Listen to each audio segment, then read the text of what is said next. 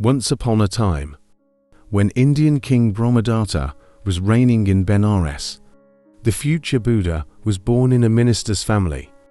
When he grew up, he became the king's secular and spiritual advisor. The king was very talkative. While he was speaking, others had no opportunity for a word. And the future Buddha, wanting to cure this talkativeness of the king, was constantly seeking for some means of doing so. During that time, there was a tortoise living in a small lake in the Himalaya mountains. Two young ducks, who used to come and eat there, made friends with him, and after many days, when they had become very intimate with him, they said to the tortoise, "Friend Tortoise, the place where we live, at the Golden Cave on Mount Beautiful in the Himalaya country, is a delightful spot. Would you like to come there with us?" "But how can I get there?" asked the turtle. "We can take you, if you can only hold your tongue and say nothing to anybody." "Oh, that I can do. Take me with you." "That's great," they said, and making the tortoise bite hold of a stick, they themselves took the two ends in their teeth and flew up into the air. Seeing him thus carried by the ducks, some villagers called out, "Two wild ducks are carrying a tortoise along on a stick," whereupon the tortoise wanted to say, "If my friends choose to carry me, what is that to you, you wretched slaves?"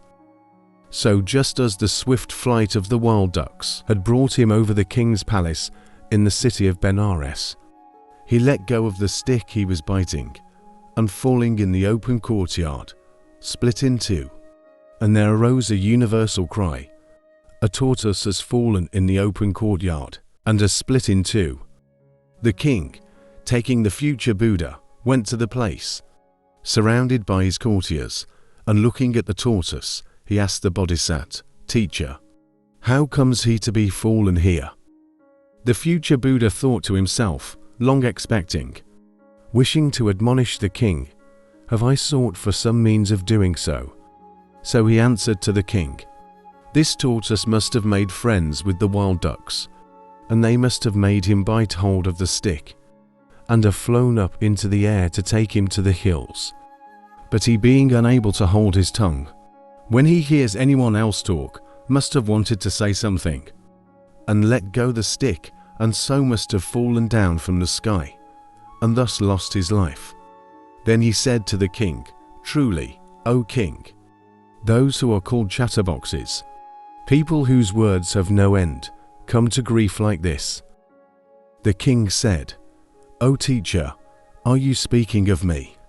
And the Bodhisattva spoke openly and said, "O great king, be it you, or be it any other, whoever talks beyond measure meets with some mishap like this." After that, the king refrained himself and became a man of few words.